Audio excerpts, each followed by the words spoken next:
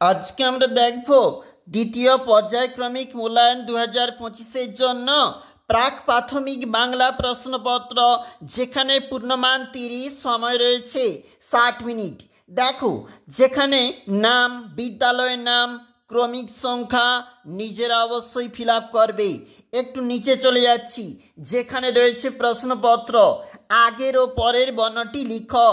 দেখো, আমাদের যেখানে বর্ণগুলি রয়েছে সেগুলা কিন্তু তোমরা ঠিকঠাক করে অবশ্যই লিখবে। এর জন্য কিন্তু রয়েছে 4 নাম্বার। 2-এর দাগের যে প্রশ্ন বলেছে, নিচের এলোমেলো বর্ণগুলো পরপর সাজিয়ে লেখো। এর জন্য কিন্তু রয়েছে আবারও 4 নাম্বার।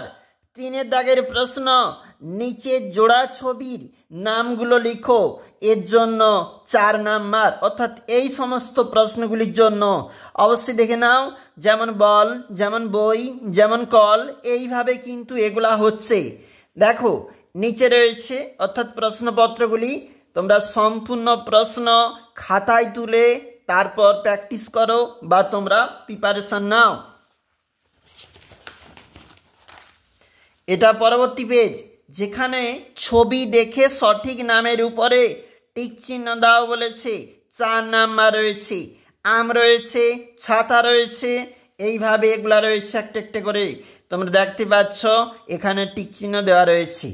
এরপরে টিক উত্তরের মাথায় টিক চিহ্ন দাও, যেখানে ডাবের পাকার রং, জবা ফুলের রং, এইভাবে বলেছে। আমরা একটু টিক চিহ্ন দিয়ে রেখেছি, তোমরা অবশ্যই দেখবে। তোমার পছন্দ মতো 5টি ফলের নাম লেখো। 5টা ফলের নামও কিন্তু এখানে লেখা রয়েছে, অবশ্যই তোমরা দেখবে। এটা হচ্ছে আমাদের অন্তিম পেজ, যেখানে বলেছে বাম দিক ডান দিক মিল করো। 5 নাম্বার রয়েছে। দেখো, যেভাবে মিলগুলি হয়েছে আর সেইভাবে কিন্তু এখানে বর্ণনা রয়েছে। এইভাবে অর্থাৎ মিলগুলি তোমরা অবশ্যই দেখবে। আমরা দেখছিলাম আজকে প্রাক প্রাথমিক, যেখানে বাংলা প্রশ্নপত্র 2025 সেকেন্ড ইউনিটের প্রশ্ন।